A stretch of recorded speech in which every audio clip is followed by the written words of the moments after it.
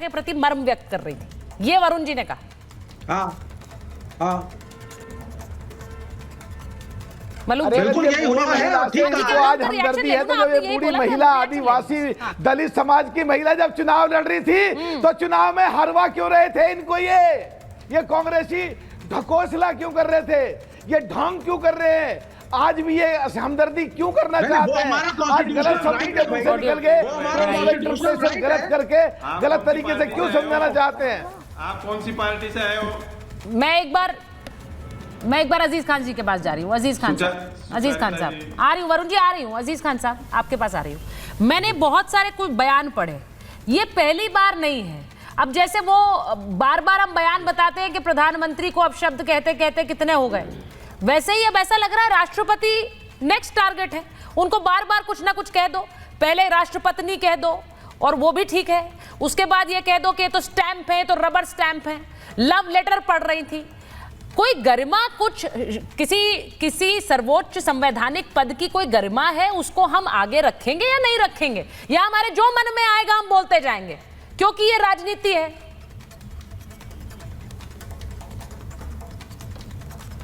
देखिए सुचित्रा जी, 2-3 बड़ी इंपॉर्टेंट बात है। आज मैं बेसिकली महामहिम महोदया का स्पीच सुन रहा था, उसमें कई चीजें थीं। मैंने महसूस किया, हालांकि इस पर ये कहीं ना कहीं तमाम जो हमारे विपक्ष के नेता हैं उस पर सवाल खड़ा करना चाहिए, हालांकि वो उनके अभिभाषण में तमाम बातें आएंगी निकल करके निश्चित तौर पे। उन्होंने कहा कि साहब 1 नेशन 1 इलेक्शन, 1 नेशन 1 इलेक्शन, 4 राज्यों में तो इलेक्शन करा नहीं पा रही बीजेपी, ये सरकार करा नहीं पा रही है। और 1 नेशन 1 इलेक्शन यानी पूरे देश में एक साथ इलेक्शन कैसे होगा? जिस तरह आज जो पूरा अभिभाषण था वो अभिभाषण केंद्र सरकार द्वारा लिखा हुआ झूठ का पुलिंदा, ये वाकई में दुखद रहा। क्योंकि चीजें इससे पहले ये चूंकि प्रचलन है, ये व्यवस्था है कि केंद्र सरकार अपनी उपलब्धियों को देती है और महामहिम जी उसको पढ़ती हैं, ठीक। लेकिन ये सरकार अपनी उपलब्धियों को देने के बजाय अपने झूठ के पुलिंदे को इसने पकड़ा दिया। तो निश्चित तौर पे ये वाकई में दुखद रहा कि सरकार अपनी उपलब्धियों को बताने के बजाय महामहिम जी को तमाम ऐसे प्रोजेक्ट जो वाकई में वो कर नहीं सकती और जो उसने किया नहीं है। दूसरी बात, मैं जानना चाह रहा हूं कि आदरणीय सोनिया जी ने क्या ऐसी बात कह दी? वो तो सहानुभूति में बात रख रही थी। उन्होंने तो बाकायदे ये कहा, सहानुभूति में कहा कि साहब थक गई होगी महोदया महामहिम जी। और अगर मुझे लग रहा है कि अगर एक महिला के लिए सहानुभूति ऐसी व्यक्त की जा रही है जो हमारे देश की प्रथम महिला है, तो निश्चित तौर पे ये बहुत बड़ी बात है। अच्छा मुझे एक बात बताइए, पुअर थिंग जब बोलते हैं तो इसका मतलब क्या होता है? उसको सुनिए ना मेरी बात। हाँ। आपको क्या लगता है? मैं एक आम आदमी के लिए समझना चाह रही हूँ। पुअर थिंग सुन ले, क्या मतलब होगा? सुन लीजिए प्लीज, सुन ले, मुझे 10 सेकंड और दे दे, बात खत्म हो जाएगी। ठीक है, बोलिए। मैं कह रहा हूं कि बीजेपी के पास कोई मुद्दा है नहीं, ठीक है, उसको ये मुद्दा बना लिया उसने, उस सहानुभूति को, सिंपैथी को भी मुद्दा बना लिया। अब उसमें तमाम प्रेस कॉन्फ्रेंस होने लगे, मीडिया ने उसमें तमाम सवाल जवाब शुरू कर दिया। सच्चाई ये है कि आज के इस दौर में बीजेपी सिर्फ और सिर्फ मुद्दा बनाने की राजनीति कर रही है। ठीक है, वो मुद्दा बना रहे हैं, आप मत बनाइए। मैं आपसे पूछ रही हूँ सीधे स्पष्ट शब्दों में अजीज खान साहब, पुअर थिंग इसका मतलब क्या होता है? जब आपको किसी को बोलेंगे पुअर थिंग, सच बताते हैं जनता को, पुअर थिंग बोलते हैं, क्या मतलब है इसका? देखिए एक बात आप समझिए। नहीं, मैं समझ नहीं रही हूँ, मैं पुअर थिंग समझना चाह रही हूँ सर। मुझे नहीं पता, मुझे अंग्रेजी नहीं आती है, मुझे अंग्रेजी नहीं आती है। मेरा आम दर्शक समझना चाह रहा है, जब आप किसी को कहेंगे पुअर थिंग, क्या मतलब है इसका? देखिए मैं भी हिंदुस्तानी हूँ, हिंदी मुझे ठीक से आती है और हिंदी में जो बात की जाएगी मैं बेहतर तरीके से। अच्छा, आप कह रहे हैं आपको पुअर थिंग का मतलब नहीं पता है? कि देखिए अभी प्रियंका जी ने भी कहा, आप डक कर रहे हैं क्योंकि उसका अनुवाद आप करेंगे तो आप खुद कहेंगे कि ये राष्ट्रपति के लिए इसका इस्तेमाल नहीं किया जा सकता। विवेक जी बोलना चाह रहे हैं। नहीं, एक मिनट अजय जी और विवेक जी, नहीं मैं विवेक जी से पूछ लेती हूँ। विवेक जी, आप तो बाइलिंगुअल हैं, अजीज खान साहब ने कह लिया मैं तो हिंदी भाषी हूँ, आप तो बाइलिंगुअल है। पुअर थिंग कह दिया, किसे कहते हैं? क्या मतलब है इसका? अनुवाद कर दीजिए। पुअर थिंग, अब मैं इंग्लिश हिंदी दोनों में बोलूंगा 10 सेकंड के अंदर। पुअर थिंग जो है सिंपैथी और अफेक्शन के मिश्रण की भावना से बोला जाता है, उसके लिए जिसके प्रति सद्भावना हो।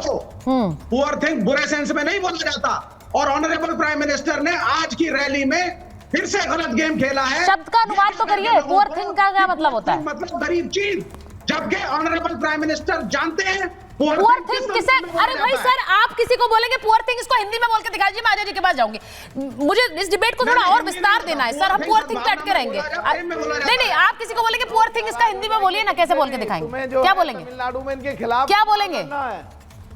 बताइए ना। बेचारी, आप कह रहे हैं बेचारी बोलिए ना। आप बोल नहीं पा रहे हैं क्योंकि आपको पता है कि बेचारी बोलेंगे तो फिर बुरा लगेगा कि भाई राष्ट्रपति के लिए बेचारी बोल दिया। आप बोलेंगे नहीं, आप तो बाइलिंगुअल है, लेकिन हिंदी में अनुवाद नहीं करना चाहते हैं क्योंकि आपको पता है कि गलत शब्द का इस्तेमाल है। चलिए, मैंने मान लिया ये मर्म में बोला गया, राष्ट्रपति भी मर्म में बोला गया था, राष्ट्रपति भी मर्म में बोला गया, ये लव लेटर लिखने वाले ये भी मर्म में बोला गया, पुअर थिंग रबर स्टैंप ये भी मर्म में बोला गया। हमारी अजय जी, प्रेसिडेंट को चाहिए कि कॉल करें ऑनरेबल प्राइम मिनिस्टर को। उन्होंने अपना गुस्सा दिखा दिया है, स्टेटमेंट जारी हो गया है, उन्होंने अपना स्टेटमेंट जारी कर दिया है। प्रेसिडेंट्स हाउस से स्टेटमेंट आया है जिसमें उन्होंने कहा it is in very bad taste, it is in poor taste, ये उन्होंने उस स्टेटमेंट में लिखा है। अजय जी मुझे लगता है अनुवाद नहीं करना चाह रहे, बच रहे हैं। नहीं सुचरिता जी, दो चीज़ है, ये लोग बहुत कुछ नहीं करना चाह रहे हैं। अभी हमारे समाजवादी पार्टी के भाई और हमारे विवेक श्रीवास्तव, तरुण जी भी बोलेंगे कि हाँ तो वो तो केंद्र सरकार का लिखा हुआ भाषण पढ़ रही थी।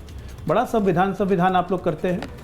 बजटीय जब संयुक्त सत्र को राष्ट्रपति आज तक आज़ादी के बाद से संबोधन करते आई हैं, क्या पढ़ती हैं? वो सरकार कहीं भाषण पढ़ती है, कोई नया चीज नहीं कर रही थी। अक्षरक्ष पढ़ना पड़ता है, लेकिन सरकार कंटेंट भी तो कोई ढंग का दे। 15, 16, 17 में जब प्रणब मुखर्जी ने किया था उस वक्त आवाज नहीं निकली थी। उसके लिए उनके लिए नहीं बोला था, 1 मिनट बीच में मत बोलिए, मैं किसी के नहीं बोल रहा था। फर्क जानती है क्या है सुचरिता जी? आपके दर्शकों को सुनना चाहिए, कमाल की बात है, सिमिलैरिटी है। सोनिया जी में और हमारे राष्ट्रपति में बहुत सिमिलैरिटी है।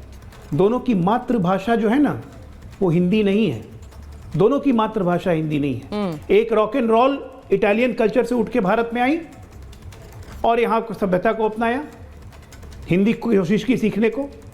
हमारी राष्ट्रपति जी ओडिसी कल्चर से उठ के, और अगर नृत्य कहिएगा, रॉक एंड रोल में कह रहा हूं तो ओडिसी नृत्य के कल्चर से उठ के दिल्ली में आई, संघर्ष करके यहाँ के तरीकों को अपनाया। लेकिन फर्क जानती है क्या है? सदन में आज तक सोनिया गांधी के मुंह से कभी भी हिंदी में भाषण नहीं सुना होगा, और आज वो हिंदी में भाषण दे रही थी, और तब इस तरह से ऑब्जेक्शनेबल बात इन लोगों ने की है। ये होता है हिकारत करने का, ये होता है द्वेष दृष्टि से देखने का, ये होता है बेइज्जत करने का, जिस पे आज राष्ट्रपति को बहुत कष्ट हुआ है। और इसलिए राष्ट्रपति भवन से आज ये स्टेटमेंट इशू हुआ है। ये आज तक नहीं हुआ था कि राष्ट्रपति भवन स्टेटमेंट इशू करे। लीडर ऑफ अपोजिशन है साहब राहुल गांधी, मजाक कर रहे हैं, इट्स बोरिंग कहते हैं। जॉइंट सेशन ऑफ पार्लियामेंट हो रहा है, प्रेसिडेंट एड्रेस कर रही है, लीडर ऑफ अपोजिशन बोरिंग कहेगा? लीडर ऑफ अपोजिशन रहने लायक है ये आदमी? मैं कई बार कह चुका हूं, ये इंडियन स्टेट से लड़ाई करने की बात करता है, प्रेसिडेंट के संबोधन को ये बोरिंग कहता है। इनकी माताजी राज्यसभा में लीडर हैं, वो कह रही हैं कि पुअर थिंग, गरीब महिला, बेचारी महिला। What is this? मजाक चल रहा है ये। पूरा का पूरा भारतीय संविधान का मजाक बना के रख दिया इस गांधी परिवार ने, और लोग उसको डिफेंड